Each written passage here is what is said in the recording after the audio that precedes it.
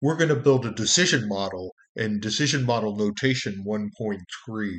We'll be using the Trisotech Decision Modeler for our work.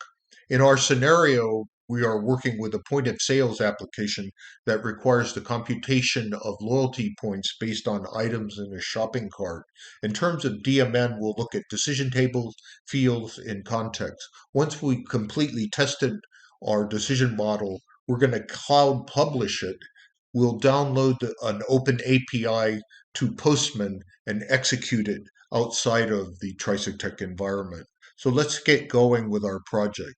First, we create a data type T shopping cart. It's a structure that includes phone number and a collection of items, which is a structure that includes attributes of SKU, quantity, and unit cost. Now we create input data called shopping cart, and we define the type as T shopping cart, and then we create a decision loyalty points computation. Now we're going to create the logic for our decision as a series of context steps.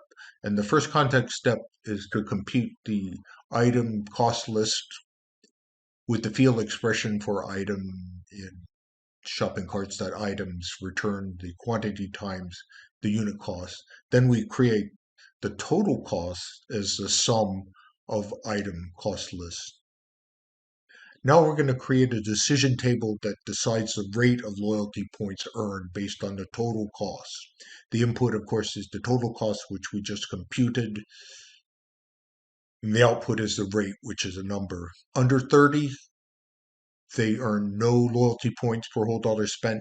Between $30 and $100, they earn 5 loyalty points per whole dollar spent. Greater than or equal to $100, they earn 7 loyalty points per whole dollar spent. Now we're going to compute the loyalty points for each item. So the first thing we do is put in a conditional step. And we say if rate is greater than 0, then we create an iterator step for item in shopping cart. We're going to return the loyalty points computation, which is defined as the floor of the unit costs times the quantity times the rate.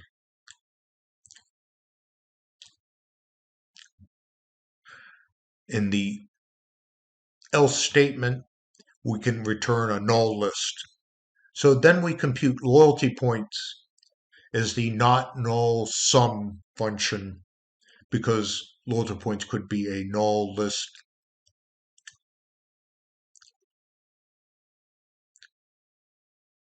And then we return loyalty points as the result of the decision.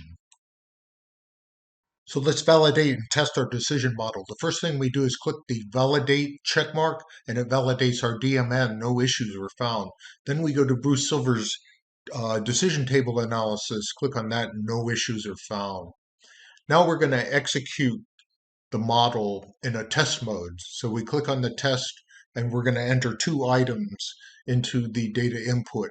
One item at $10 and a quantity of 2 items at $20 for a total of $50 worth of stuff, 250 loyalty points.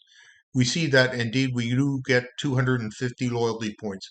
Note also that business rule number 2 in the decision table fired and is highlighted in orange. Let's publish this to the cloud. It becomes part of the service library.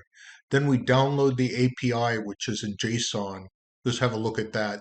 That's a Swagger file, which defines the REST API. We're going to import it into Postman, and that's going to create a collection including the REST endpoint for executing the decision model external to the Trisotech environment. So the first thing we're going to do is set up our authorization with OAuth2 token, and then we're going to edit the body of the REST request, which is a post.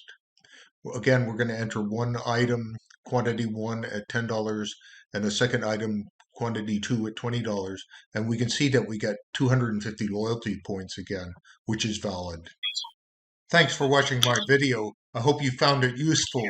My email is tom@advancedcomps.com, and of course you can reach Trisotech at trisotech.com. Have a great day.